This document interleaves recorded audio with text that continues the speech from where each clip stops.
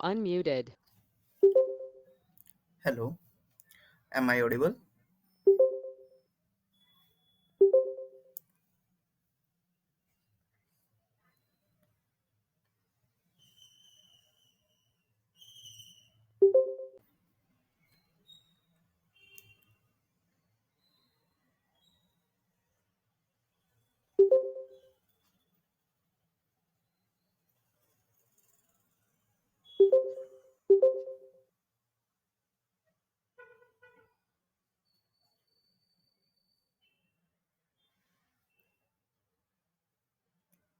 Ma'am आप screen share करके देख सकते हैं।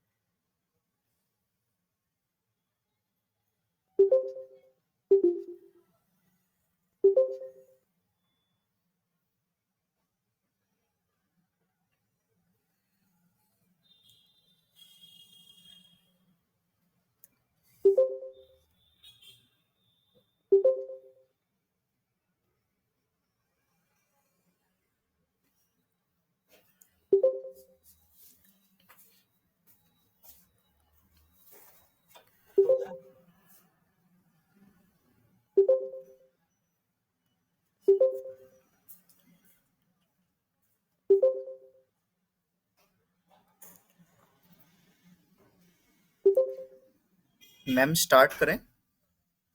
हाँ, ओके करूँ शुरू? मैम 2 मिनट दीजिए। या हाँ हाँ ठीक है। शेयर दिख रहा है screen? Yes ma'am.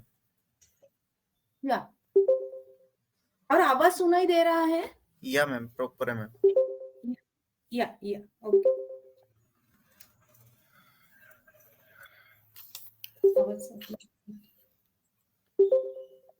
Sorry for the delay guys. आज का सेशन स्टार्ट करते हैं। नमस्कार वैद्यगण, मैं वैद्य रजत गोयल आप सभी का आज से शुरू होने वाली व्याख्यान माला के पहले व्याख्यान में स्वागत करता हूं। मैं आज की वक्ता से आपका परिचय कराना चाहूंगा। हमारी आज की वक्ता वैद्य अपूर्वा रोहित क्षीरसागर जी हैं। मैम ने बीएमएस सुमति भाई शाह महाविद्यालय पुणे से की है। मैम पिछले 17 सालों से रोहा जिला रायगढ़ महाराष्ट्र में पंचभौतिक चिकित्सा सेवाएं दे रही हैं। आप सभी का ज्यादा समय ना लेते हुए मैं आज के विषय से आपको अवगत कराना चाहता हूँ। हमारा आज का विषय इंट्रोडक्शन टू पंचभौतिक चिकित्सा है। मैं मैम से आग्रह करता हूँ कि वो आज का व्याख्यान शुरू करें और आप सबसे अनुरोध करता हूँ कि मैम की हर बात को ध्यान से सुने और प्लीज जब आपको बोला जाए माइक ऑन करने के लिए तभी आप माइक ऑन करें। मैम आप शुरू कर सकते हैं। Thank you. नमस्कार, मैं वैद्य अपूर्वा क्षीरसागर पांचभौतिक चिकित्सा का परिचय देने वाली हूँ। सबको सुनाई दे रहा है होपफुली। आयुर्वेद शास्त्र की आद्य देवता धन्वंतरी जी को प्रणाम। श्री कृष्ण देवता और ज्ञानेश्वरी माउली को वंदन। तीर्थरूप दातार शास्त्री जी की इन दोनों पर परम श्रद्धा थी। मेरे माता पिता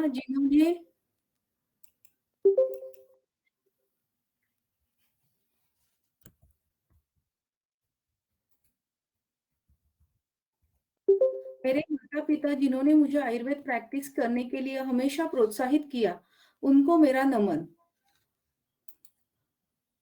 मुझे जिन्होंने पांचभौतिक चिकित्सा सिखाई वो मेरे गुरु श्री प्रशांत सुरू सर और प्रफुल्लता मैडम को मेरा प्रणाम। विषय की शुरुआत करने से पहले मैं थोड़ा दातार शास्त्री जी का चरित्र वर्णन करने वाली हूँ। बृहत्रयी रत्न आत्माराम वामन दातार शास्त्री जी अर्थात अप्पा, इनको शतशः नमन। दातार शास्त्री जी का जन्म कोकण प्रांत में रत्नागिरी जिले में हरणे मुरुड यहाँ छोटे से गांव में 23 अप्रैल 1909 में हुआ। उनकी वैद्यकीय शिक्षा सातारा के आर्यंगल महाविद्यालय में हुई। वहां पर उन्होंने माननीय वैद्यराज वेणीमाधव शास्त्री जोशी जैसे अत्यंत बुद्धिमान, ज्ञानी और आयुर्वेद पर नितांत श्रद्धा रखने वाले गुरु प्राप्त हुए।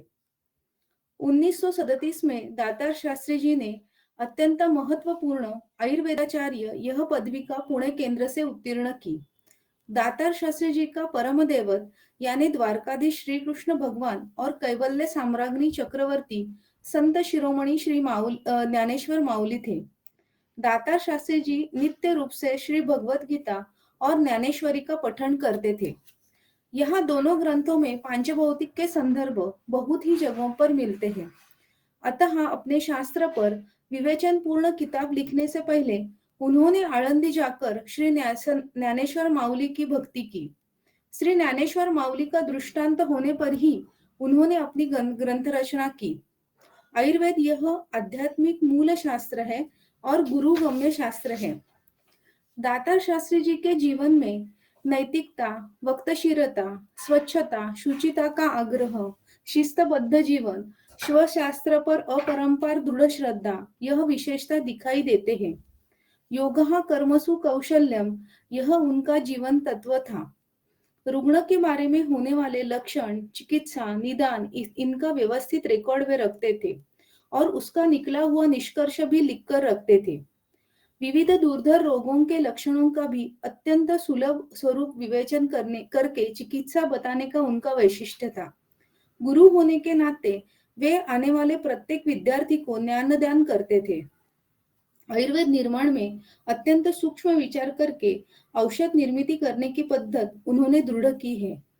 ग्रंथोक्त कल्प में पाठ परिवर्तन करके अत्यंत उपयुक्त कल्प उन्होंने बनाए हैं। रजनी योग, चिंचा लवण तेल जैसे कल्पों को उन्होंने खुद निर्माण किया है। पांचभौतिक शास्त्र की नींव आज उनके असंख्य विद्यार्थी अत्यंत निष्ठापूर्वक चला रहे हैं। दातार शास्त्री जी को अग्नि संस्था का प्रत्यक्ष परीक्षण यानी उदर परीक्षण और अम्लक्षार सिद्धांत जैसे अनमोल संशोधन के लिए आर्यवैद्य फार्मेसी कोयम्बतूर इन्होंने बृहत रई रत्न पुरस्कार देकर सहारा है।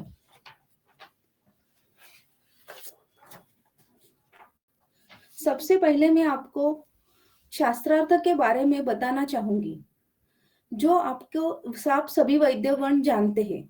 वो सभी श्लोक आपको मुखोद्गत भी है, पर मैं यह फिर से दोहराऊंगी जिससे हम पांचभौतिक विषय का सखोल विवेचन कर सकेंगे। पांचभौतिक चिकित्सा प्रणाली आयुर्वेद के ही मूलभूत सिद्धांतों पर आधारित है और अधिक सूक्ष्मता से दातार शास्त्री जी ने इसका वर्णन किया है। इसके जरिए हम पांचभौतिक दृष्टिकोण से संप्राप्ति विचार, व्याधि विनिश्चय और चिकित्सा करें, यह हमारा उद्देश्य है। मैं यहाँ सिर्फ विषयों का जिक्र करूंगी, उन पर विशेष विश्लेषण हमारे आगे के सम्मानीय वैद्यगण आगे की लेक्चर श्रृंखला में करेंगे। पंचमहाभूत तम चेतनावस्थितं वायुः विभजति तेजः एनं पचति आपः क्लेदयन्ति पृथ्वी सहन्ति आकाशः विवर्धयति एवं विवर्धितः स यदा हस्त पाद जिह्वा घ्राण कर्ण नितंबादि बीजैः रूपे सदा शरीरम इति संज्ञा लभते। इस श्लोक से यह स्पष्ट होता है कि शरीर पांचभौतिक तत्व से व्यक्त हुआ है। महाभूतों की उत्पत्ति में प्रकृति, महद, अहंकार यह तत्व और अहंकार से पंच तन्मात्रा और उससे महाभूतों का निर्माण दिखाई देता है। चेतनावस्थित गर्भ में वायु विभजन, तेज से धातुओं का पचन, अन्न आप महाभूत, अन्न रस जलीय सर्व भाव पदार्थ का क्लेदन कार्य करता है। पृथ्वी सहंती यानी शरीर को गुरुता और विशिष्ट आकार प्राप्त कर देती है। अन्न वह स्रोतस में अवकाश आवश्यक है, वो आकाश महाभूत उत्पन्न करता है। स्रोतोमयम ही पुरुषम, विविध स्रोतस में अवकाश की उत्पत्ति आकाश महाभूत ही करता है। भूतोभ्य ही परम यस्मात् नास्ति चिंता चिकित्सिते। देह, आहार और औषधि ये तीनों पांचभौतिक है, इसलिए पांचों महाभूतों की शरीर में उत्पन्न होने वाली लक्षणों के अनुसार मानवी देह पर चिकित्सा करना आवश्यक है। उस द्रव्यों के आश्रयभूत होने वाले पंच महाभूतों के गुणों का विचार करना भी उतना ही आवश्यक है। पंचमहाभूत सिद्धांतों का सूक्ष्म विचार विस्तार रूप में पांचभौतिक चिकित्सा में किया है।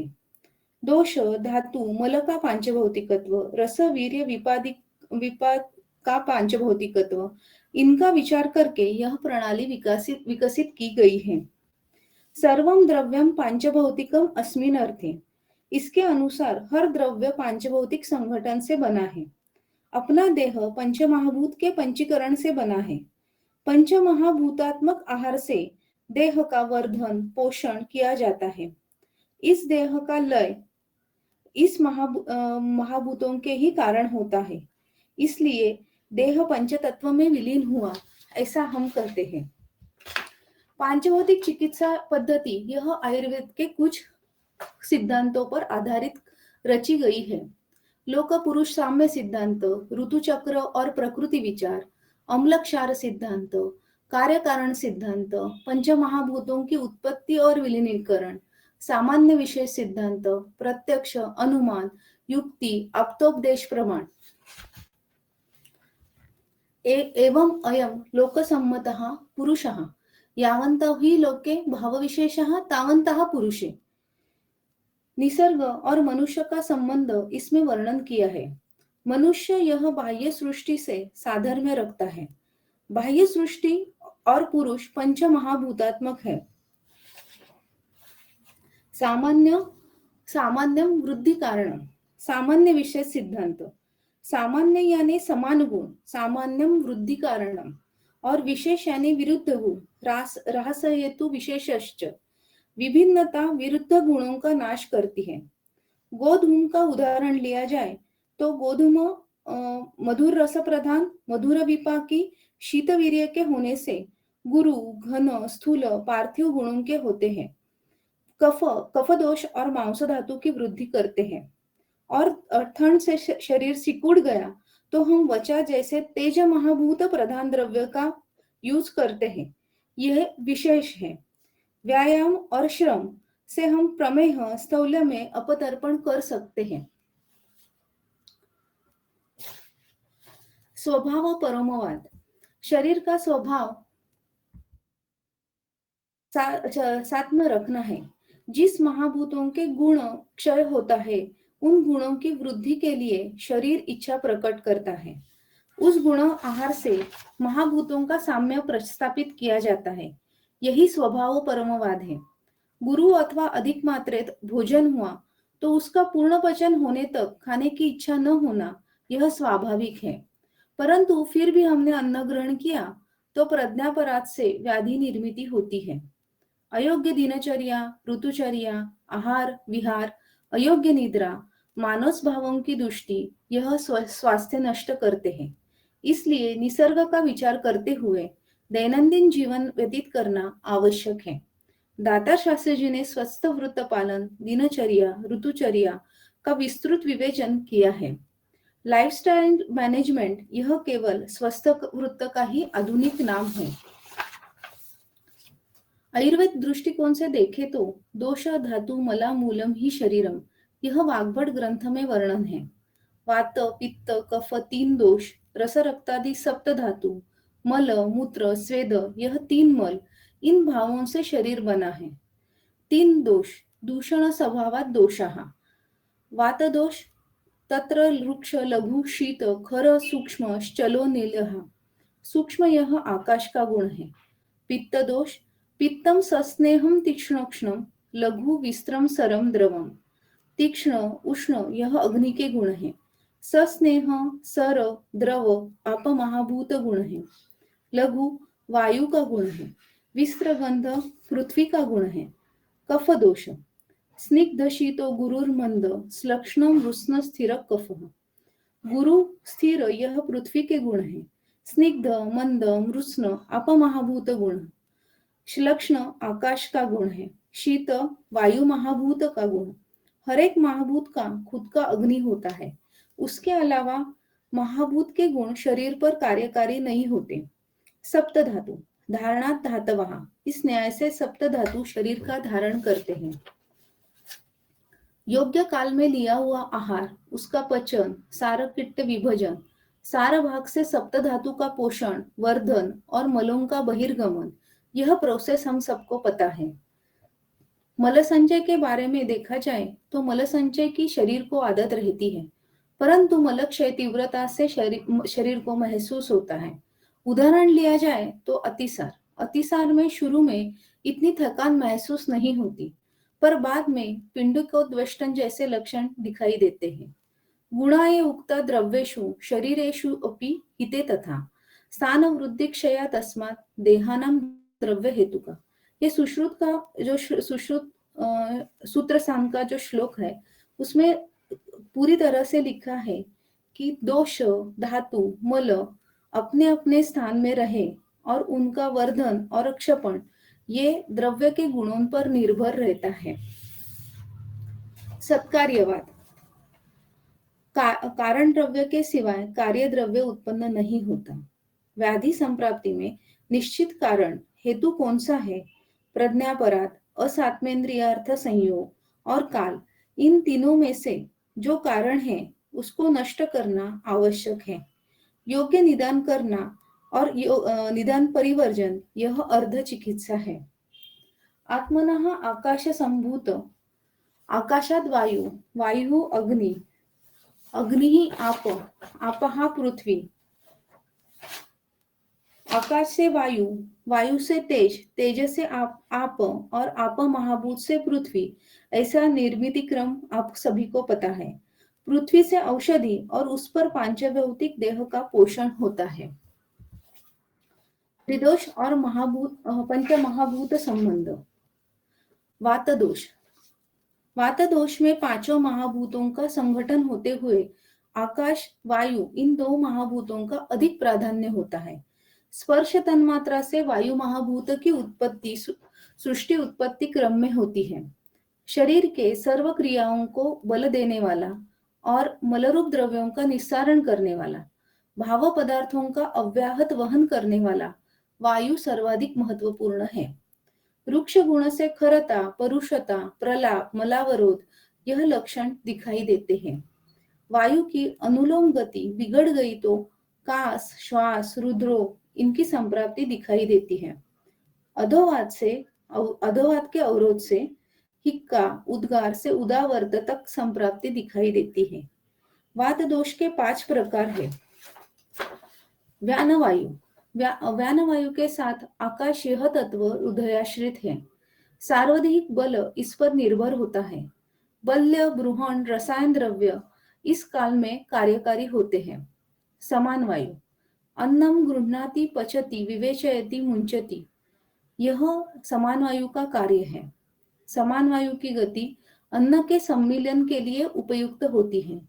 लघु सूक्ष्मकर, अपामार्ग, हरड़ू जैसे द्रव्य समान वायु विगुणता में फलदायी होते हैं। उदान वायु। वाक प्रवृत्ति, प्रयत्न, ऊर्जा देने वाला ऊर्ध्वगामी गति का यह वायु है। रात्रि भोजन पश्चात काल में हम ऊर्ध्व जत्रुगत व्याधि के लिए औषध योजना कर सकते हैं। व्याधि क्षमत्व बढ़ाने वाले वसंत कल्प इस काल में उपयोगी होते हैं। अपान वायु। पक्वाशय प्रधान स्थान, मल, शुक्र, मूत्र, गर्भ के अधोगति इसका महत्वपूर्ण कार्य है। प्राणवायु। प्राण क्षीर प्रदेशी होता है। पंच ज्ञानेन्द्रिय, कर्मेंद्रिय और उभयात्मक मन, इस एकादश इंद्रियों से इसका यथार्थ ज्ञान होता है। मुहुर्मुहु औषध सेवन काल का उपयोग इसकी चिकित्सा में फलदायी होता है।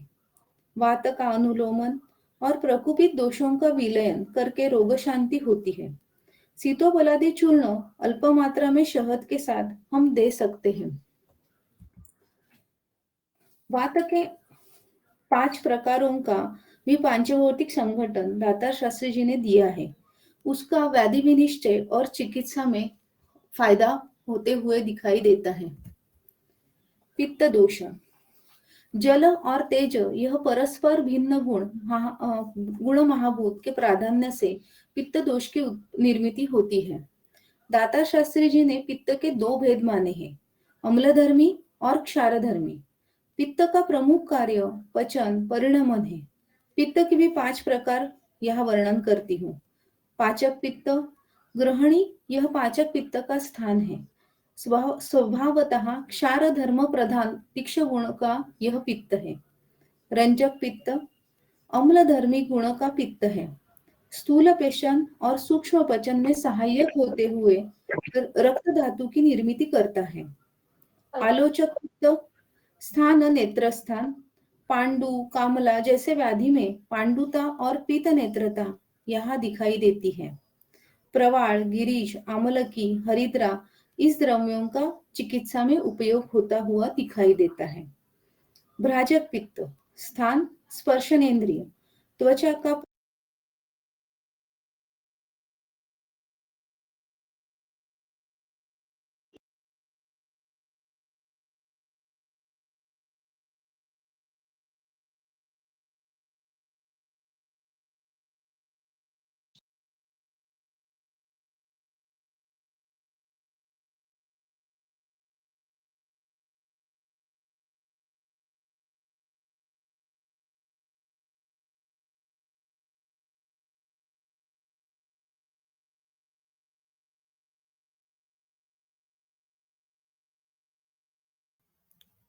Hello.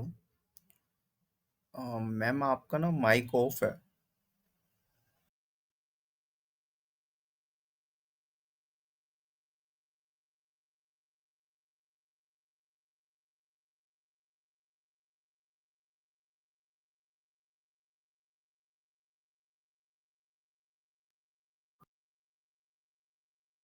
Hello hello hello yes ma'am, yes ma'am.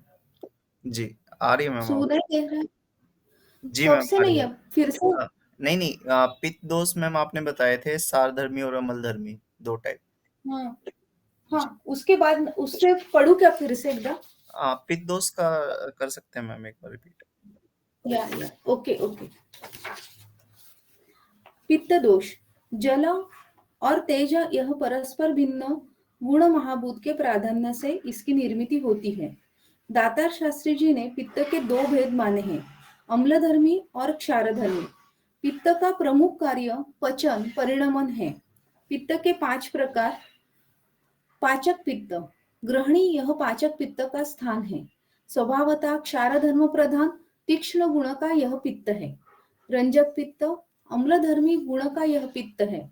स्थूल पचन और सूक्ष्म पचन में सहायक होते हुए रक्त धातु की निर्मित यह करता है।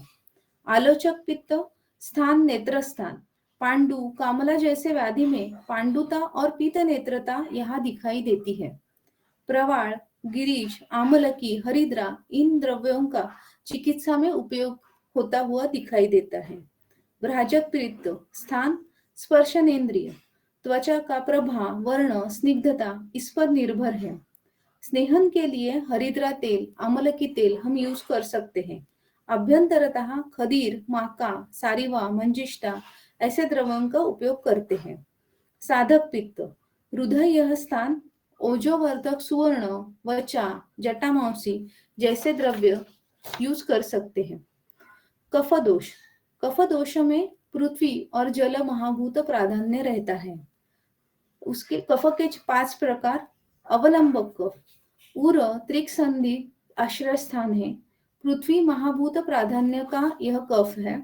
सुवर्ण अभ्रक यह उर स्थान हृदय को बल प्रदान करते हैं। सीतोपलादि लाक्षा गोघृत इनका प्रयोग हृदय फुफ्फुस इन अवयवों में चिकित्सा के लिए ज्यादातर होता है। तर्पक कफ नेत्र शिरस्थान ज्ञानेंद्रियों का तर्पण यह करता है। नासा ही शिरसोद्वारम इसी उक्ति से मर्श प्रतिमर्शनस्य का प्रयोग हम करते हैं। बोधक कफ रसना स्थित होता है। जिह्वा परीक्षण महत्वपूर्ण रहता है। जिह्वा यह अन्नवह स्रोतस का द्वार है। यष्टि मधु आमलकी खदीर गैरिक जैसे द्रव्यों का यूज हम कर सकते हैं। क्लेदक कफ आमाशय स्थान है। अपमहाभूत प्राधान्य है। घृतपान और समान काल में औषधि योजना इसके लिए फलदायी होती है। श्लेषक कफ पर्व संधि स्थित बाह्य स्नेहन के साथ लशुनादि वटी का उपयोग फलदायी होता है।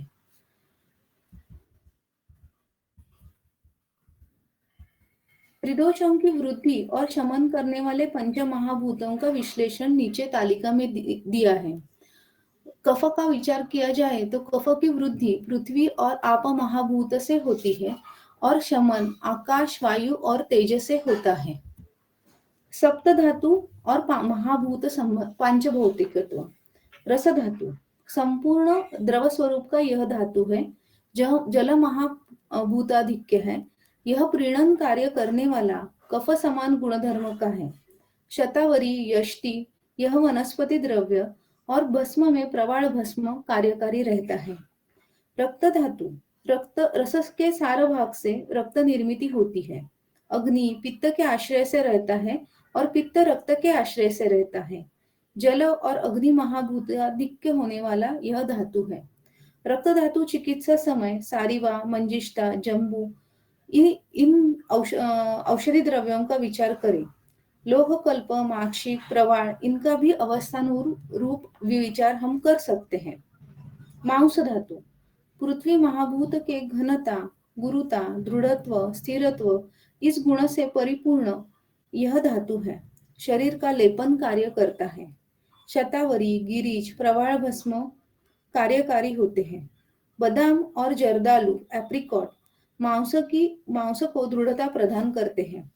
मेद धातु मांस के पार्थिव गुण के साथ आप धातु के स्नेह, अभिष्यंद, क्लेदन कार्य से परिपूर्ण होता है। अप्यांश से शरीर को स्नेहन यह गुणवर्धन होता है।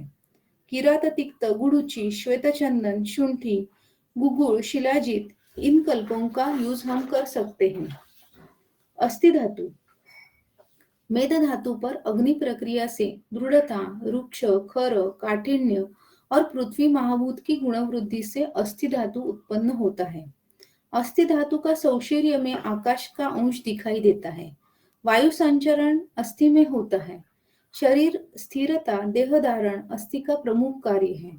वात दोष में वात दोष और अस्थि आश्रयाश्रयी भाव रहता है। अस्थि चिकित्सा के लिए मृगशृंग, मंडूर, प्रवाल इन औषधि द्रव्यों का हम उपयोग कर सकते हैं। मज्जा धातु अस्थि धातु के सुषिर भाग में पूर्ण करने वाला धातु है। मज्जा धातु में स्नेह, द्रव, परिणमन पित्त का प्रतीक है। जल और अग्नि महाभूत का प्राबल्य रहता है। वायु का चल श्लक्षण गुण आकाश वायु महाभूत का प्रतीक है। पित्त धरा कला एवं मज्जा धरा कला हम सबको पता है। आमलकी, मुस्ता, गुड़ुची यह मज्जा धातु के लिए उपयुक्त औषधि द्रव्य है। शुक्र धातु गुरु, शीत गुणात्मक शुक्र धातु पृथ्वी के गुण दर्शाता है। उसमें द्रवांश, सर, शीतता, जल प्राधान्य का प्रतीक है। यह सारवान धातु है। धैर्य, प्रीति, व्याधि क्षमत्व, बल इस पर निर्भर रहता है। यष्टि, शतावरी, अश्वगंधा, अजमोदा इन द्रव्यों का हम इसकी चिकित्सा में उपयोग कर सकते हैं। सर्व धातु के सार भाग से ओजो निर्मित होती है। सुवर्ण जैसे रसायन कल्पों का यहाँ पर प्रयोग करना उचित है। तीन मल और महाभूत संबंध। पुरुष पृथ्वी प्राधान्य दिखाई देता है। पृथ्वी प्रधान अस्थि के साथ संबंधित है। या एवं अस्थि धरा कला, सा एवं पुरुष धरा कला। इसलिए तीव्र धातुक्षय में पृथ्वी महाभूत का धारण गुण महत्वपूर्ण है। इसलिए पुरुषो यत्ने रक्षेत कहा गया है। मूत्र जल प्राधान्य होते हुए पित्त के साथ संबंधित रहता है। मूत्र के अवरोध से वात प्रकोप और बाद में व्याधि निर्मित होती है। ज्वरज व्याधि में इसकी अनुभूति तीव्रता से दिखाई देती है। स्वेद तेजो जल प्रदान होकर पित्त के साथ संबंधित है। दौर्गंध्य यह लक्षण पित्त, कफदुष्टि और पृथ्वी जल तेज विगुणता के कारण होता है। खरता, परुषता यह लक्षण स्वेदावरोध से आकाश वायु विगुणता के कारण होता है। सत्व, रज, तम और महाभूत संबंध। सत्व गुण लघु और प्रकाशक होते हुए आकाश प्रधान पांचभौतिक द्रव्य है। रजोगुण क्रियाशीलता, परिणमन और चंचलत्व गुण प्रधान होकर वायु, तेज, जल महाभूत प्रधान द्रव्य है। तमोगुण जड़ता, गुरुता, स्थूलता, आलस्य गुण प्रधान होकर पृथ्वी प्रधान द्रव्य है।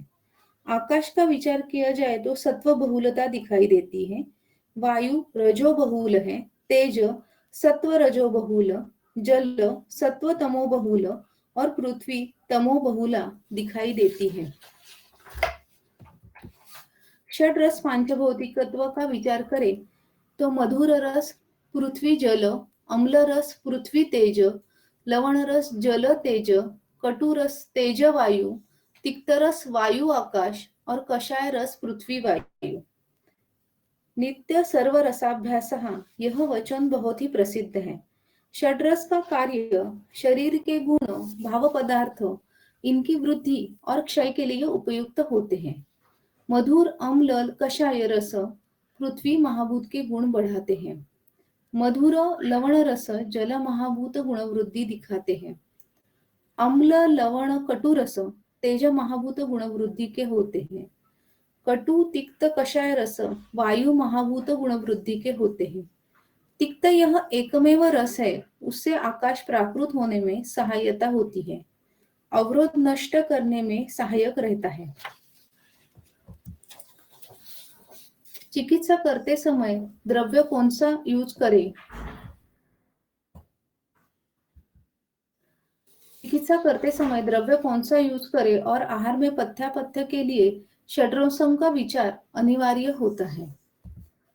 शरीर भाव और पांचभौतिक संघटन। गर्भाव क्रांति में होने वाले महाभूत का परस्पर संगठन अत्यंत महत्वपूर्ण होता है। ऋतु, देश, काल, इसके साथ मातृज, पितृज, कुलज, रसज, आत्मज गुण उस गर्भ के भाव और शारीर बनाता है। गर्भ के विशिष्ट अवयव निर्मिति में जो भाव पदार्थ, दोष, धातु, मल और पंच महाभूत का संगठन होता है, उस पर हेतु, लिंग, औषध इन तीनों स्थिति में विशेष विचार करना जरूरी होता है। जैसे कि यकृत लिहानो शोणितजो, रक्त इस तेजो जल प्रधान धातु से यकृत प्लीहा की उत्पत्ति होती है। अवयव की स्थान विगुणता और उससे उत्पन्न होने वाले व्याधि, इनका चिकित्सा में विचार करना बहुत जरूरी है। जैसे यकृत चिकित्सा में रक्त पर कार्य करने वाला रक्तपाचक कल्प का उपयोग। व्याधि चिकित्सा के उपरांत अपुनर्भव चिकित्सा, अवयव बल्य चिकित्सा यानी रसायन चिकित्सा करते समय अवयव निर्मिति का विचार आवश्यक रहता है। उदाहरण लिया जाए तो शोणित फेन प्रभवः फुफ्फुसः, इसमें लाक्षा उपयोगी होती है। रक्त मेद प्रसादत वृक्को, वृक्क विकारों में रक्त और मेद के स्नेह का विचार करना जरूरी है। गोक्षूर, पुनर्नवा, मुस्ता, वरधारा, हरळू, मेदोपाचक इस कल्प यहाँ फलदायी दिखाई देते हैं। विंशति गुण। गुरु मंद हिमस्निग्ध श्लक्ष्ण सांद्र मृदु स्थिराः गुणाः सूक्ष्म विशदाः विंशति सविपर्यः। आयुर्वेद में कहे गए विंशति गुण स्थावर जंगम सृष्टि में दिखाई देते हैं। यही गुण पंच महाभूतों में भी होते हैं। ये गुण कंद, फल, धान्य, रूट्स इसमें भी रहते हैं। इसका अच्छे से उपयोग हम शरीर उपचय के लिए कर सकते हैं। पहले पंक्ति में कहे गए गुण दूसरे पंक्ति के गुणों के विरुद्ध है। जैसे गुरु, लघु। गुरु और लघु दोनों गुण एक ही वनस्पति में दिखाई नहीं देते। जो गुण शरीर में बड़ा है, उसके विरुद्ध गुण से उसकी चिकित्सा की जाती है। शरीर में वृक्ष गुण बड़ा है तो विरुद्ध गुणात्मक यष्टि मधु, शतावरी जैसे द्रव्यों का हम प्रयोग करें। शरीर में उष्णत्व बढ़ा तो आप महाभूत का शोषण होता है। शरीर में स्निग्धता कम होती है तो इसलिए शीत धर्म वृद्धि जरूरी है। इसमें आप महाभूत के गुणधर्म बढ़ाने से साम्यावस्था प्राप्त होती है। पृथ्वी महाभूत। पृथ्वी महाभूत में प्राधान्यतः गुरु, खर, कठिण, मंद, स्थिर, विशद, सांद्र, स्थूल, गंध गुण बहुल यह गुण दिखाई देते हैं। उससे उपचय, संघात, गौरव, स्थैर्य इन गुणों का शरीर में वर्धन होता है। व्याधि से जर्जर हुआ शरीर को पूर्ण रूप से निरोगी बनाने में इसी गुणों का उपयोग होता है। पृथ्वी और आप महाभूत दोनों हमेशा एक दूसरे के साथ और पूरक कार्य करते हैं। संतर्मण में पृथ्वी और आप महाभूत होते हैं तो अपतर्पण के लिए अग्नि, वायु और आकाश आवश्यक है। आप महाभूत द्रव, स्निग्ध, शीत, मंद, मृदु, पिच्छील, सर, रसगुण बहुल यह आप महाभूत में गुण दिखाई देते हैं। उसके कारण उत्क्लेद, स्नेहबंधन, विषंद, मार्दव, प्रह्लादकर इन गुणों का वर्धन दिखाई देता है। आप महाभूत खुद शीत गुण से पिंडिकों पर आघात करके उरुस्तंभ जैसा व्याधि निर्माण करता है। वृक्क पे आघात करके अपान कक्षा विकृति कर सकता है। भगंदर, विद्रदी जैसे कठिन व्याधि का कारण स्वरूप यही शीतता दिखाई देती है। आंत्रों पर कार्य करने से बद्धकोष्ठ निर्माण होता है। गीलेपन और ठंडाई ये दोनों गुण पांव से मस्तक तक धीरे धीरे अपने गुणों से व्याधि निर्मिति करने के लिए कार्यशील हो रहते हैं। ज्वरग्न योग, त्रिफला गुगुळ, वचा चूर्ण, वरधारा जैसे औषधि कल्प इसमें उपयोगी रहते हैं। इसमें औषधि कल्पों के अलावा लवण रसात्मक द्रव्यों का और फलरस का भी विचार कर सकते हैं। Relation between bone and tendon diseases जैसे tendinitis, tennis elbow, calcaneal spur इसमें टेंडन्स लूजेस इट्स इलास्टिसिटी। इस व्याधि में स्नेह बंधन इस गुण का विचार करना बहुत ही आवश्यक रहता है। अग्नि महाभूत उष्ण, तीक्ष्ण, सूक्ष्म, लघु, रुक्ष, विशद और रूप गुण बहुल होता है। उससे दाह, पाक, प्रभा, प्रकाश, वर्णकर कार्य होता है। संतर्पण, अपतर्पण और तापन ये 3 प्रकार वर्णन किए गए हैं। शीतला, मीजल्स और चिकन पॉक्स, कामला इस व्याधि में उष्णता प्रखर होती है। उसे दातार शास्त्री जी ने क्षारधर्मी उष्णता कहा है। यकृत, प्लीहा, वृक्क, हृदय इनको ज्यादातर इससे हानि होती है। पृथ्वी महाभूत की घनता, स्थिरता इस उष्णता, तीक्ष्णता से कम होती है। स्नायु पर प्रभाव होकर घनता और इलास्टिसिटी कम होती है। शरीर पे कृष्ण वर्ण आता है। रक्त का उष्ण गुण बढ़ता है। उष्णता से यकृत कार्य कम होता है। परिपाठादि काढ़ा यूज करने से शरीर में जल तत्व की वृद्धि होती है। तप्तता धीरे धीरे कम होती है। रजनी योग, हरिद्रा तेल का अनमोल उपयोग यहाँ पर दिखाई देता है। वृक्क चिकित्सा के लिए श्वदंष्टादि गुड़ और धान्य फांट उपयोगी रहते हैं।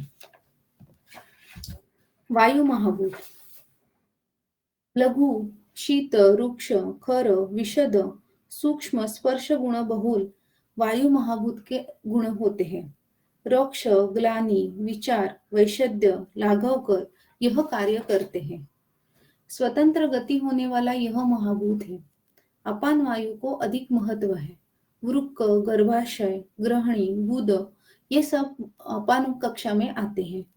अपान वायु विकृति से मलावष्टंभ और इससे बढ़ी हुई उष्णता के कारण रक्त की समता नष्ट होती है और वृक्क पीड़ित हो जाते हैं। चिंचा, लवण तेल, फलत्रिकादि गुगुळ जैसे औषधियों का अवस्थानुरूप हम यूज कर सकते हैं। आकाश महाभूत मृदु, लघु, सूक्ष्म, श्लक्ष्ण, शब्द गुण बहुल आकाश महाभूत के गुण हैं। मार्दव, सौशीर्य, लाघवकर कार्य इसका दिखाई देता है। अयम स्त्रोतोमयम पुरुषः हमारा शरीर स्रोतस से बना हुआ है और स्रोतस में आकाश महाभूत प्राधान्य होता है।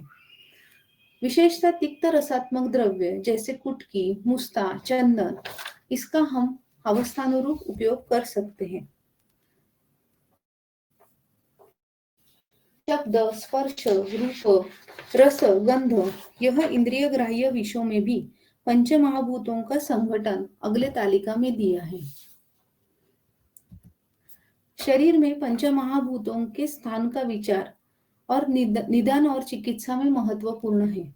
जैसे तेज तत्व का विचार करते समय क्षुधा, तृषा, निद्रा, कांति, आलस्य, इनकी चिकित्सा में तेज तत्व का विचार अवश्य करें। पंचमहाभूताग्नि, जाठराग्नि सप्तधात्वाग्नि के साथ पंचमहाभूताग्नि पचन के लिए महत्वपूर्ण होते हैं। आहार के संघात का विघटन करना जाठराग्नि करता है, उसके बाद धात्वाग्नि कार्यकारी होते हैं। उसी समय पंचमहाभूताग्नि कार्य शुरू करते हैं। पंचमहाभूताग्नि का कार्य खले कपोत न्याय से सतत और सत्वर होता है। उदाहरण स्वरूप हमने लिया तो शरीर के मूत्र, स्वेद, बाह्यगमन अधिक मात्रा में हुआ तो तृष्णा, दौर्बल्य महसूस होता है। जल महाभूत की कमी हमें दिखाई देती है। समानेन समानस्य वृद्धि, इस न्याय से द्रव पदार्थ जैसे जल, शरबत हमने सेवन किया तो तर्पण हुआ होता हमें दिखाई देता है। तात्काल जल महाभूताग्नि का कार्य होते हुए देह में जल का प्रमाण नॉर्मल होता है।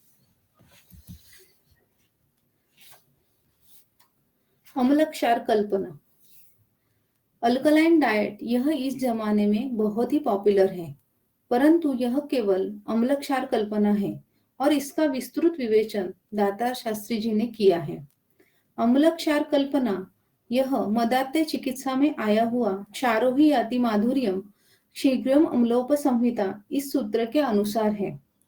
तीव्र अम्ल रस प्रधान द्रव्य सेवन और मद्य के अतिसेवन के कारण स्रोतस और इंद्रियों पर होने वाले परिणाम कम करने के लिए क्षारधर्मी द्रव्यों का हम इस्तेमाल करते हैं। क्षार और अम्ल संयोग से मधुरीभवन होता है। इस मधुर रस से देह का प्रीणन होता है। अवयव, स्रोतस, देह इनका उपचय होता है। अम्ल और क्षार यह रस नहीं तो स्वभाव धर्म है। अम्लधर्मी द्रव्य प्राधान्यतः वह्निं कुरुते न पचति आमम ऐसे दीपन गुणों के होते हैं, तो क्षारधर्मी द्रव्य पचति आमम यह पाचन गुणों के होते हैं। अम्लधर्मी द्रव्यों में आप महाभूत प्राधान्य रहता है, तो क्षारधर्मी द्रव्यों में तेज, वायु, आकाश और पृथ्वी के गुण दिखाई देते हैं। औषधि निर्माण में भी देखा जाए तो शंख, क्षौतिक, कपर्तिक जैसे सुधा वर्गीय द्रव्य सागर के पानी में उत्पन्न होते हैं। यह क्षारधर्मी द्रव्य होते हुए भी इनकी शुद्धि अम्ल रसात्मक तक्र में करना जरूरी है। इससे संयोगजन्य माधुर्य निर्माण होता है। रोगोत्पत्ति कारण, काल बुद्धीन्द्रियार्थानां योगो मिथ्याति मात्रका द्वयाश्रणाम व्याधीनाम त्रिविधो हेतु संग्रह। देह में उत्पन्न होने वाले शारीर और मानस व्याधि के 3 कारण होते हैं, काल, बुद्धि और इंद्रियार्थ। इनके मिथ्यायोग, अतियोग और अयोग, इससे दोष वृद्धि होकर रोगावस्था निर्माण होती है। संचय, प्रकोप, प्रसर, स्थान संश्रय, व्यक्ति और भेद, इस अवस्था से गुजरते हुए व्याधि दर्शन हमें होता है। व्याधि चिकित्सा, या ही उदीर्ण शमयति नान्यम व्याधि करोति च सा क्रिया न तु या व्याधिम हरति अन्यम उदीरयेत। व्याधि चिकित्सा करते समय उसके बारे में पूरी जानकारी लेना बहुत जरूरी है। व्याधि की शुरुआत कैसे हुई, ऋतु कौन सा था, व्याधि का शरीर में हुआ परिणाम, लक्षणों का उद्भव, इसके बारे में सखोल विचार करके चिकित्सा करना जरूरी है।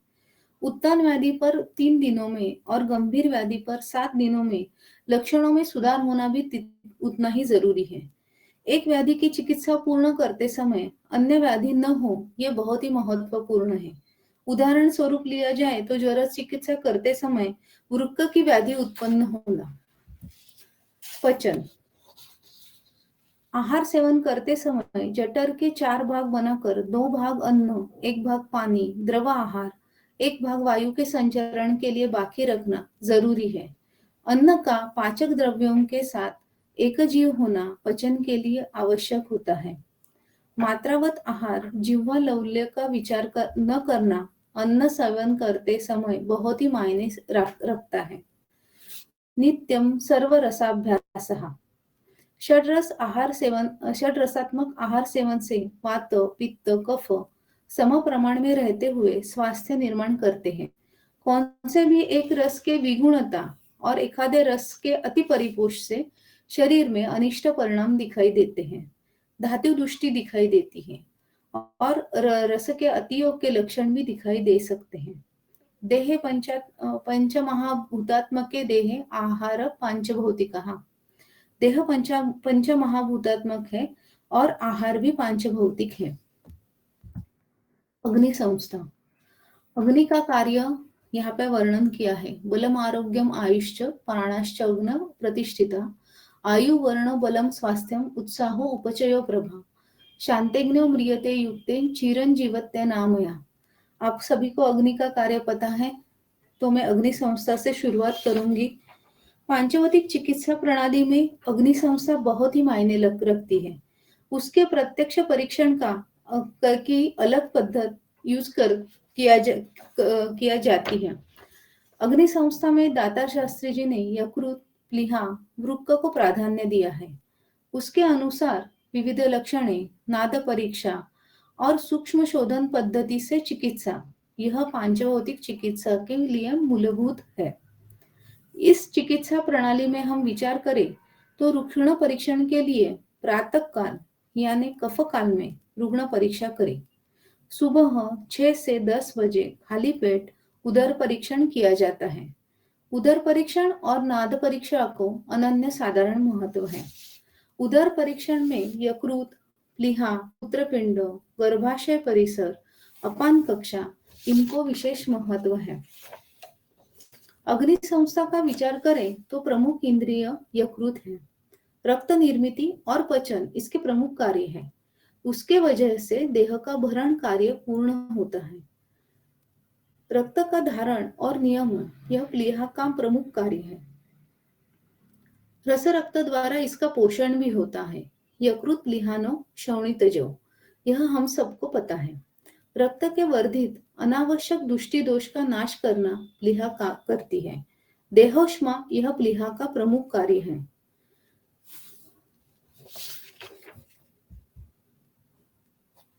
उदर परीक्षण हम क्यों करते हैं?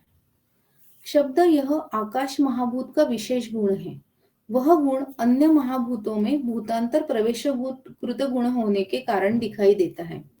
उसी कारण शब्द नाद के सहायता से पांचों महाभूतों की स्थिति का हम परीक्षण कर सकते हैं। यकृत और प्लीहा में हम नाद परीक्षा करते हैं। यकृत प्लीहा का परीक्षण हम नाद परीक्षा से करते हैं और उसमें पीड़ना सहत्व भी देखते हैं। विकृति होने पर वहां के नाद बदल जाते हैं और पीड़ना सहत्व भी दिखाई देता है।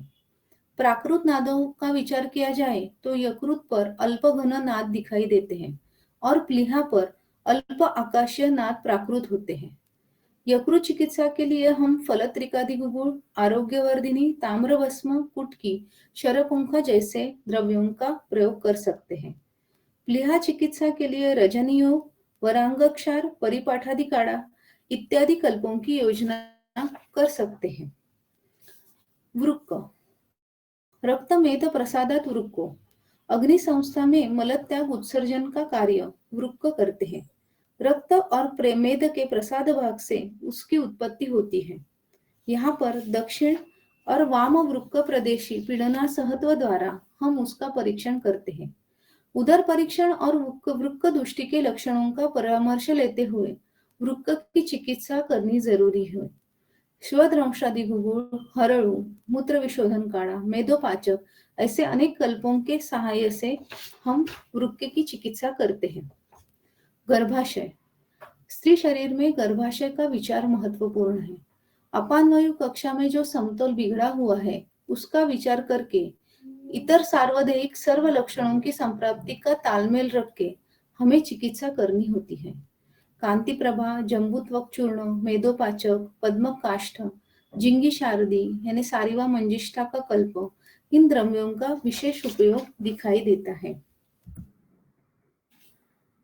ज्वर चिकित्सा, ज्वर प्रकरण हमारे लिए बहुत मायने रखता है। यह केवल एक प्रातिनिधिक स्वरूप से में व्याधि का वर्णन करते हैं। लंघनम स्वेदनम कालो यवागो स्तिक्तको रसा।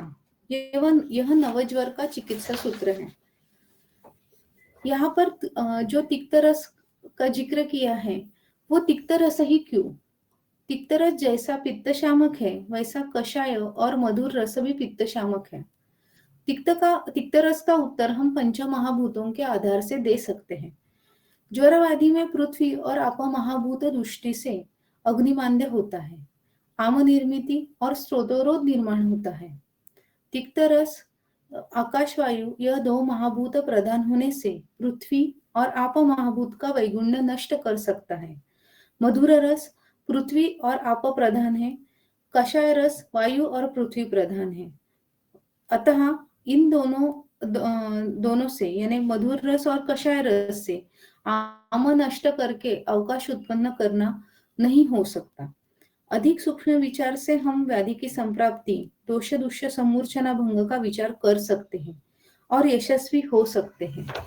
पंचकषाय कलिंग का पटोलस्य पाठपत्रम कटुकरोहिणी पटोलम सारिवामुस्ता पाठा कटुकरोहिणी पटोल निंब त्रिफला मृद्विका मुत्सवत्सकाः किरात तिक्तम अमृता चंदनम विश्वभेषजम धात्री मुस्ता अमृता क्षौद्रम अर्ध श्लोक समापनाः। धातुगत ज्वर चिकित्सा में दिए हुए पंचकषाय केवल ज्वर के लिए नहीं है। उसका रस रक्तादि धातु वैषम्य जन्य सर्व व्याधि पर उपयोग दिखाई देता है। सर्व सप्त धातु के लिए एक सारभूत चिकित्सा जैसे ये कार्य करता है। जब हमें व्याधुनिरूप चिकित्सा से उपशम नहीं मिलता, तब यह फलदायी दिखाई देता है। दातार शास्त्री जी ने इसका विस्तृत विवेचन किया है। यह काढ़ा गुगुल के साथ हम संयोग करते हैं और गुटिका बनाते हैं। उसका उपयोग हम विविध व्याधि जैसे विविध त्वक विकार, गुद विकार, थायराइड, पीसीओएस, प्राइमरी अमेनोरिया, स्थौल्य, मेदोज ग्रंथि, स्तनार्बुद, कर्णस्राव, अस्थि मज्जागत विकार इसमें सहजता से प्रयोग कर सकते हैं। पूर्व व्याधि वृत्त शीतला रोमांतिका कारण के अलावा कार्य अभिन्न यह पांचभौतिक चिकित्सा में एक महत्वपूर्ण सिद्धांत है। रुग्ण का पूर्व व्याधि इतिहास सूक्ष्मता पूर्वक जानना आवश्यक रहता है। शीतला रोमांतिका, मीजल्स, चिकन पॉक्स या गोवर कांजिणा वैसे देखा जाए तो अत्यंत क्षुल्लक व्याधि है, परंतु उसमें बढ़ी हुई क्षारधर्मी उष्णता दूरगामी परिणाम छोड़ देती है। उस क्षारधर्मी उष्णता और उसके चिकित्सा इसका सखोल वर्णन दातार शास्त्री जी ने बताया है। शीतला यानी मीजल्स रक्त धातुश्रित और रोमांतिका यानी चिकन पॉक्स मांस धातुश्रित व्याधि है, परंतु दोनों में बढ़ी हुई क्षारधर्मी उष्णता पूर्ण शरीर में लक्षण दिखाती है।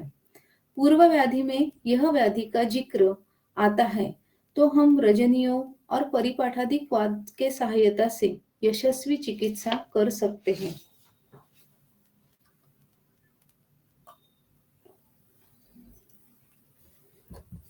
बुद्धिन्द्रिय विचार मानस रोगों का सखोल विचार दातार शास्त्री जी ने हमें दिया है। अभी के तनावपूर्ण जीवन में यह बहुत ही फलदायी होता है। बुद्धिन्द्रिय विकृति हम उदर परीक्षण से कर सकते हैं। मानस लक्षण और उदर परीक्षण इसके द्वारा हम बुद्धिन्द्रिय का परीक्षण कर सकते हैं। यकृत के ऊपर नाद पहचान कर हम पेशेंट को स्ट्रेस है ऐसा बताकर उसका विश्वास जीत सकते हैं। बुद्धिन्द्रिय पर कामकाज के तनाव से वहां की समता नष्ट होती है। वायु महाभूत के नियमन करने वाले पृथ्वी और आप इन गुणों जैसे घनता, गुरुता, स्थूलता और स्निग्धता इनका क्षय होता है और वायु की स्वैर गति यकृत प्रदेश में जाकर विकृत लक्षण उत्पन्न करती है। इस विषय का सखोल विचार करें तो चिकित्सा समय बुद्धिजीवी वर्ग और श्रमजीवी वर्ग ऐसे दो भेद करके चिकित्सा करें। बुद्धिजीवी वर्ग में एक ही दृष्टि से विचार करना जरूरी होता है और श्रमजीवी वर्ग में यानी व्यापारी वर्ग में बुद्धि के विविध कपों का विचार करना जरूरी है। बुद्धिजीवी वर्ग में जटा मौसी फांट और श्रमजीवी वर्ग में सारस्वता रिष्ट का उपयोग दिखाई देता है। जटामांसी स्निग्ध, शीत, सुवर्ण समान स्थिर, लघु, गंध गुण प्रधान होती है। अध्वशोष चिकित्सा। दाता शास्त्री जी का यह महत्वपूर्ण संशोधन है। अध्व यानी अत्यधिक प्रवास। शोष प्रकरण में इसका जिक्र आता है।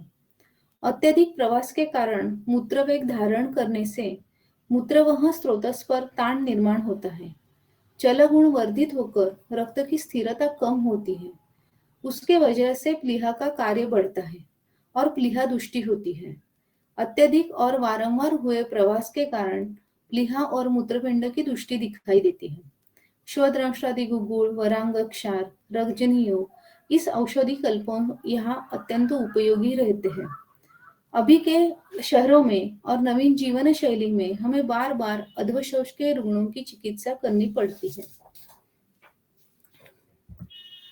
स्त्री रोग चिकित्सा। स्त्री रोग में प्रकृति और विकृति का विस्तृत विवेचन दातार शास्त्री जी ने किया है। गर्भाशय और स्तन यह स्त्री विशेष अवयव है। गर्भाशय यह पृथ्वी महाभूत घटित अवयव है। गर्भोत्पत्ति के लिए शुक्र और शोणित ये दोनों निरुज अवस्था में होंगे तो संतति भी निरुज होने की संभावना है। प्रकृति यह बीज धर्मिणी, प्रसव धर्मिणी गुणयुक्त होती है। पुरुष प्रकृति सौम्य और शीत गुणों की होती है और स्त्री प्रकृति अग्नेय गुणों की होती है। गर्भधारणा और पंचमहाभूत का अटूट संबंध है। प्रथम मास में आकाश का विवर्धन, द्वितीय मास में वायु का विभजन, तृतीय मास में तेज का परिणमन, पचन, चतुर्थ मास में हृदय का व्यक्त होना, आपका क्लेदन, संवहन कार्य दिखाई देता है। पंचम मास में पृथ्वी का सहनन, स्थिरता, मन का व्यक्त होना दिखाई देता है। छठे मास में बुद्धि का विकास, सप्तम मास में चेतना सहित स्वतंत्र जीव निर्माण होना, अष्टम मास में ओजो पुष्टि, नवम मास में देह परिपूर्णता, एक एक मास में रस से लेकर शुक्र तक एक एक धातु की पुष्टि होती है। इसमें केदारी कुल्य न्याय का जिक्र आता है। इसीलिए गर्भिणी का आहार, विहार, विचार, मनोभावना, निद्रा यह दातार शास्त्री जी ने महत्वपूर्ण बताए हैं। अभी विकृति का विचार किया जाए तो क्यूरेटिंग, गर्भाशय लेखन और हिस्टेक्टोमी, गर्भाशय निर्हरण, इन कारणों से स्त्री शरीर में पृथ्वी महाभूत कम हो जाता है। उसके बाद स्त्री शरीर की स्थिरता, घनता कम होती है। रजोदर्शन, डिस्मेनोरिया, श्वेतप्रदर, रक्तप्रदर जैसे व्याधियों का विस्तृत विवेचन उन्होंने किया है। कांति प्रभा, जिंगी शारदी, लघु सुच्छेखर, गिरीज, रजनियोग, श्वत्रंशादि गुगुल जैसे कल्पों का हम उपयोग कर सकते हैं। स्तनार्बुद, यूटेराइन फाइब्रॉइड्स, यूरिनरी इनकॉन्टिनेंस जैसे व्याधियों में हम मांसपाचक, मेदोपाचक, जम्बूत्वक चूर्ण कल्पों का यूज कर सकते हैं। रक्त धातु को प्राधान्य देकर हम स्त्री शरीर का विचार करना बहुत जरूरी है। सार्वधिक लक्षणों पर लक्ष्य केंद्रित करके हम द्रव्य निश्चित करें तो हमें अल्प द्रव्यों में फलदायी चिकित्सा साध्य हो सकती है। शीतला रोमांतिका, कामला, मीजल्स, चिकन पॉक्स, जॉन्डिस जैसे क्षारधर्मी व्याधियों का स्त्री शरीर पर विशेष आघात हुए दिखाई देता है। स्त्री वर्ग में शरीर के साथ मन की स्थिरता के लिए आध्यात्मिक विचार का प्रयोग दातार शास्त्री जी ने वर्णन किया है, जो अभी के चित्त वैचित्य में उपयोगी है। विविध क्षेत्रों में काम करने वाली महिलाओं के लिए शारीर मानस समता बहुत उपयोगी है। बाल रोग चिकित्सा। काश्यप संहिता में के अलावा कहीं पे भी बाल रोग का विस्तृत वर्णन नहीं दिखाई देता। बालकों पर चिकित्सा समय गर्भाधान के लिए सोचना जरूरी है, ऐसा सूक्ष्म विचार दाता शास्त्री जी ने किया है। गर्भाधान कौन से महीने में हुआ और रक्त धातु कौन से महीने में तैयार हुआ, उससे गर्भधातु पर ऋतुकाल का कैसे परिणाम होता है, यह व्यापक वर्णन उन्होंने किया है। दाता शास्त्री जी ने ऋतुनुसार जो विषय रखा है उसे थोड़ा सिंप्लीफाई किया जाए तो जुलाई, अगस्त, सितंबर यह अम्लधर्मी प्रकृति, नवंबर, दिसंबर, जनवरी उभयधर्मी प्रकृति, मार्च, अप्रैल, मई क्षारधर्मी प्रकृति, अक्टूबर, फरवरी, जून संधिकालीन प्रकृति। ऋतु संधि की प्रकृति में दोनों ऋतुओं के पहला ऋतु और दूसरा ऋतु के गुण उस पर कार्यकारी दिखाई देते हैं। बाल रोग के साथ सभी वयों के रुग्णों में क्षारधर्मी, अम्लधर्मी, उभयधर्मी ऋतु संधिकालीन प्रकृति को भी अनन्य साधारण महत्व है।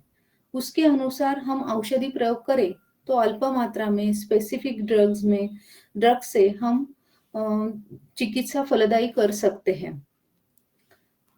मिझल्स, चिकन पॉक्स यानी गोवर, कांजिण्या, प्रतिशाय, कृमि, मलावष्ठंप, दंतोद्भवजन्य अतिसार ऐसे बालक में दिखने वाले अनेक रोगों का विस्तृत वर्णन और चिकित्सा दातार शास्त्री जी ने वर्णन किए, जो अत्यंत हमारे लिए मार्गदर्शक है। हृदय रोग का विस्तृत विचार वर्णन किया गया है। हृदयोत्पत्ति, हृदय कार्य, वात, पित्त, कफ का हृदय संबंध, यकृत, प्लीहा, वृक्क विकृति का हृदय संबंध, कृमि, शोकज हृदरोग का निदान, विचार और चिकित्सा इत्यादि समग्र वर्णन किया है। आधुनिक जीवन शैली में पाल्पिटेशन, हृदस्पंद से लेकर हार्ट अटैक तक विविध व्याधि दिखाई देते हैं। उनकी यशस्वी चिकित्सा हम केवल औषधि द्रव्यों से कर सकते हैं।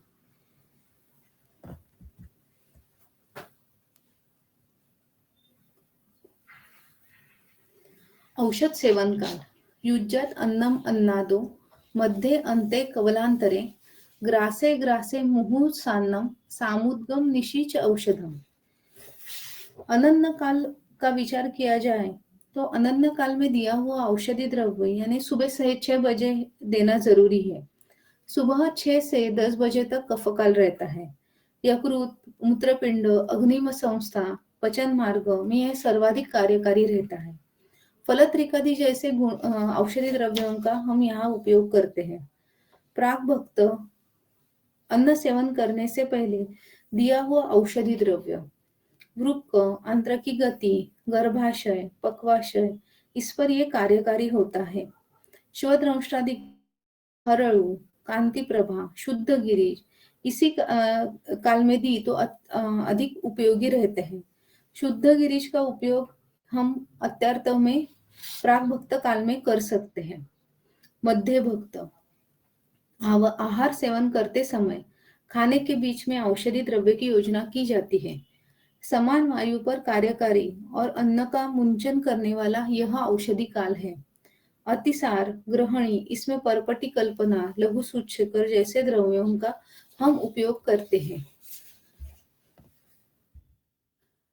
उपरोक्त 13 प्रकार के औषध सेवन काल के व्यतिरिक्त दातार शास्त्री जी ने कफ काल, पित्त काल एवं वात काल का उल्लेख किया है। जैसे पित्त काल का उदाहरण लिया जाए तो सुबह 10 बजे पित्त काल की शुरुआत होती है और 2 बजे उसका उत्कर्ष कम होने लगता है। वैसे हम पित्त पर कार्य करने वाले द्रव्य सुबह 10 बजे और दोपहर को 2 बजे दे सकते हैं, तो कम मात्रा में अधिक फलदायी चिकित्सा हम कर सकते हैं। तेज को बलदायी यकृत, मूत्रपिंड, विशेषतः प्लीहा पर कार्यकारी वोक्षरादि गुगुळ, रजनीयो, हरळू इन कल्पों का उपयोग हम कर सकते हैं।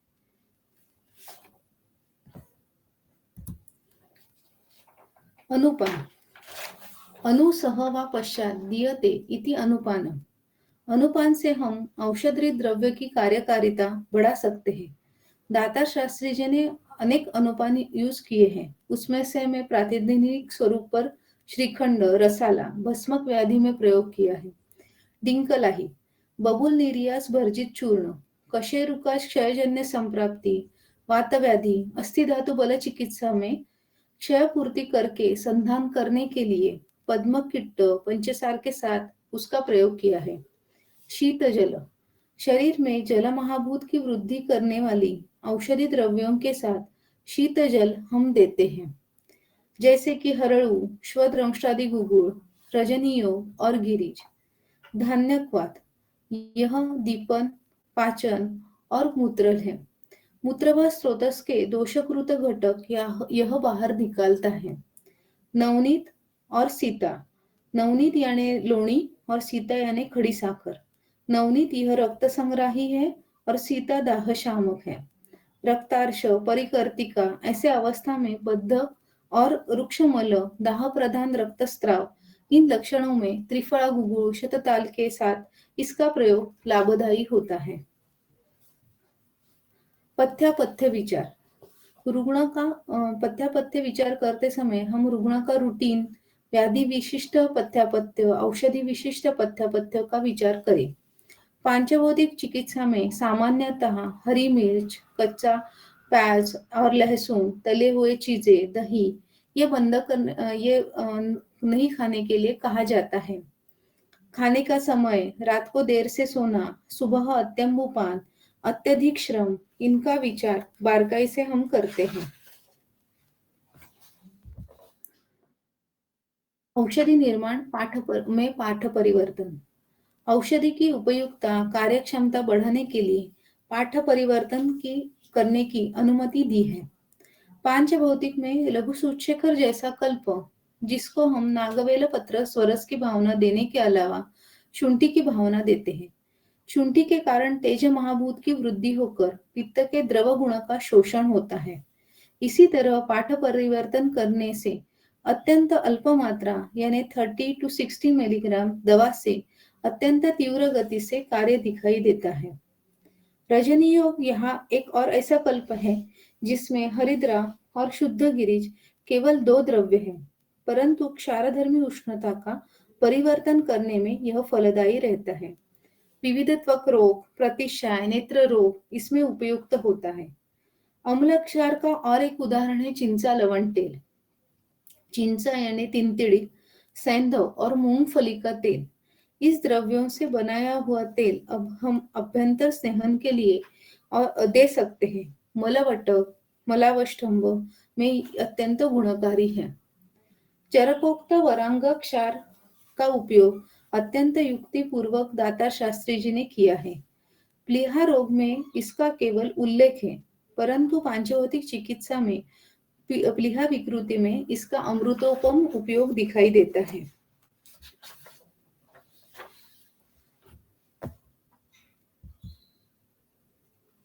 औषधि द्रव्यों के 2 भेद दिखाई देते हैं, वनस्पतिज और खनिज। वनस्पतिज द्रव्यों में जो द्रव्य है वो सर्व द्रव्य पांचभौतिक है। जिस महाभूत के अधिक्य से वो उसकी उत्पत्ति होती है, उस महाभूत के गुण उसमें ज्यादातर होते हैं। हर एक द्रव्य का स्वतंत्र स्वभाव होता है। उसके ही दीपन, पाचन से लेकर 25 प्रकार है। द्रव्य का गुणधर्म का विचार करते समय केवल पांचभौतिक गुण के अलावा हम स्वभाव धर्म का विचार करना बहुत जरूरी है। दीपन, पाचन यह द्रव्य चिकित्सा में अत्यंत महत्वपूर्ण है, क्योंकि इससे हम चिकित्सा की शुरुआत ही करते हैं। हर एक प्रकार का उदाहरण नीचे तालिका में दिया है। दीपन द्रव्यों में शतपुष्पा, विडंग, इंद्रयव, कुटज। पाचन द्रव्यों में राशना, शुंठी, रसोन, हिंगू। भेदन द्रव्यों में बिबितक, भल्लातक, कुमारी। सर द्रव्यों में त्रिफला, किरात तिक्त, ज्योतिष्मती। वृक्ष द्रव्यों में कदली, यष्टि, गोधूम, उड़ीद, संधान। अष्टवर्ग गुगुल और लाक्षा। वर्ण वर्ग में मंजिष्ठा, हरिद्रा, गोघृत। ब्रह्महारी द्रव्यों में धमासा, जटामांसी, निशोत्तर। नेत्र द्रव्यों में त्रिफला, अजमोदा, यष्टि। मादिनी द्रव्यों में धायटी, धत्तूर, यवानी। मेधा वर्ग में ज्योतिष्मती, ब्राह्मी, शंखपुष्पी। श्लीपदग्न, शुंठी, त्रिकटु, मुंडी। इसके अलावा हम विचार करें तो ऐसे बहुत सारे द्रव्य सिंगल यूज, एकरी द्रव्य यूज किए हैं दातार शास्त्री जी ने, जो अल्पमूली है, बहुगुणी और हमारे कोकण प्रांत में सहज उपलब्ध वनस्पति है। उसमें हरड़ू, शोभांजन अपामार्ग, कुकुटनकी, वरधारा इन द्रव्यों का समावेश होता है। इनका थोड़ा विचार किया जाए तो हरड़ू यह द्रव्य वैद्यराज दातार शास्त्री इस औषध का प्रयोग 1989 से के बाद शुरू किया, तो इसका जिक्र वनस्पति स्वभाव और औषध गुणधर्म शास्त्र इस पुस्तक में नहीं आता। सिलोजिया अर्जेंटिया पर्यायी नाम कुर्डू है। सर्वम द्रव्यम पांचभौतिकम इस उक्ति का यह एक उदाहरण है। वर्षा ऋतु में सब जगह पर उगने वाली यह वनस्पति है। पंचांग का उपयोग हम करते हैं। कषाय, स्वादुरस, पृथ्वी, वायू, आप महाभूत प्रधान, क्षारधर्मी, मूत्रल, आमपाचक वनस्पति है। हृदय, वृक्ष, ज्वरघ्न, मेहघ्न, कुष्ठ, भ्रमनाशक भी है। हरड़ू और श्वदंशादि गुगुल दोनों ही मूत्र संस्थान पर कार्य करने वाले द्रव्य है। मूत्रल होकर रक्तस्थित दोष निर्हरण हरड़ू और श्वदंशादि गुगुल कर बाहर निकालते हैं। हरड़ू क्षारधर्मी है तो श्वदंशादि गुगुल अम्लधर्मी है। पित्त प्रधान्य विकार जैसे अम्ल पित्त के इतिहास होने वाले रुग्ण उनमें श्व के अलावा हरड़ू हमेशा फलदायी रहता है।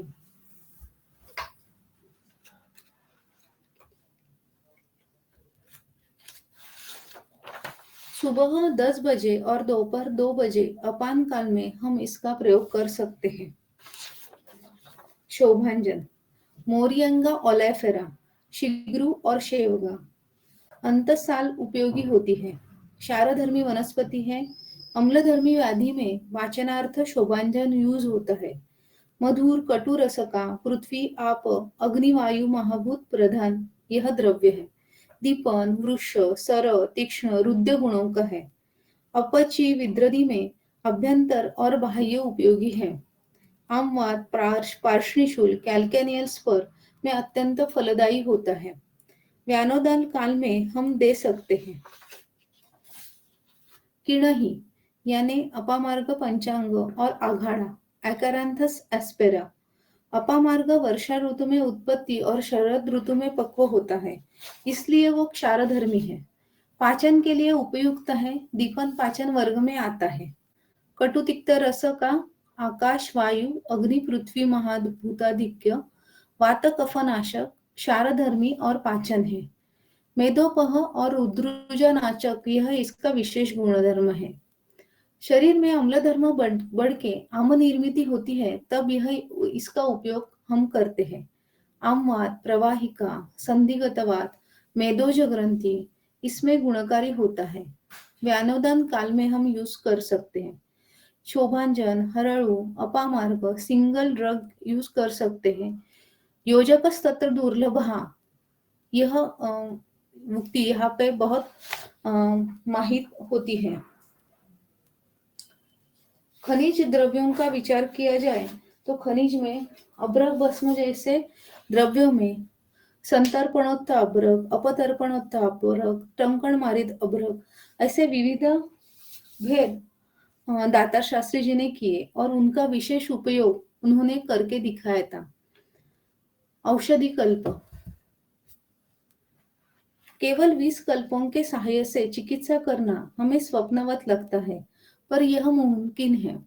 लक्ष्मी नारायण त्रिभुवन कीर्ति चंद्रप्रभा लशुनादि गुटिका फलत्रिकादि गुगुळ गोक्षरादि गुगुळ जटामांसी हरळू गिरीज लघुसूचेकर रजनीयोग वरांगक्षार पद्मकिट्ट विद्रुमकिट्ट जिंगी शारदीय चातुर्थक परिपाठादि काढ़ा नागरादि कल्प निशा तेल अनुलोमन तेल ये केवल प्रातिनिधिक है। लक्ष्मी नारायण का विचार करें तो बहुगुणी खलवी रसायन कल्प है। इस कल्प में हिंगुल के अलावा रस सिंदूर किया है। यह अग्नि वायु आकाश प्रधान कल्प है।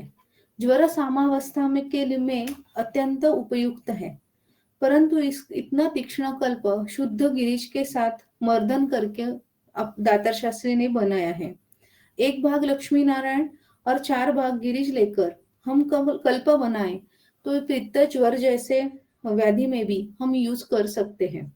विकृत पृथ्वी और आप महाभूत वृद्धि में ज्वर के अलावा हम प्रमेह, कुष्ठ व्याधि में दे सकते हैं। यकृत के स्राव अच्छे होने से मलावरोध नष्ट होता है।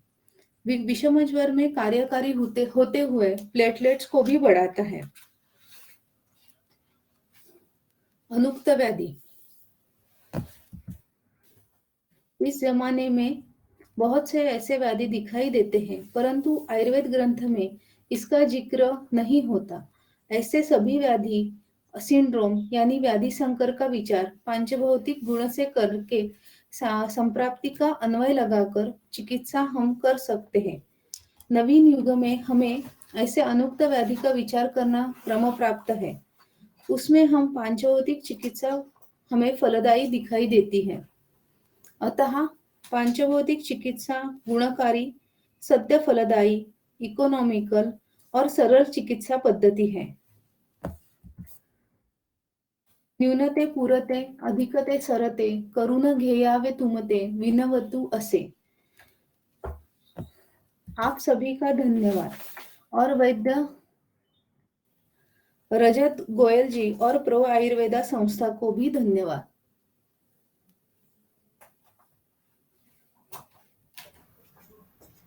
Thanks to you ma'am for this wonderful session. आप में से किसी को कोई भी डाउट है तो वो अनम्यूट करके पूछ सकता है।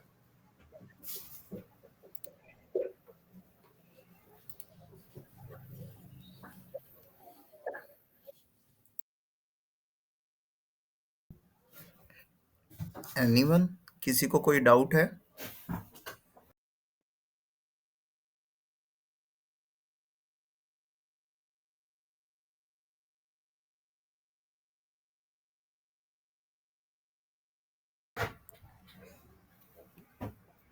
ओके मैम, आज का सेशन यहीं पे समाप्त करते हैं, और किसी को कोई भी डाउट हो तो वो व्हाट्सएप ग्रुप में आप डाल सकते हैं। Thank you. Yes, ma'am. yes, thank you. Thank you. Yes, thank you.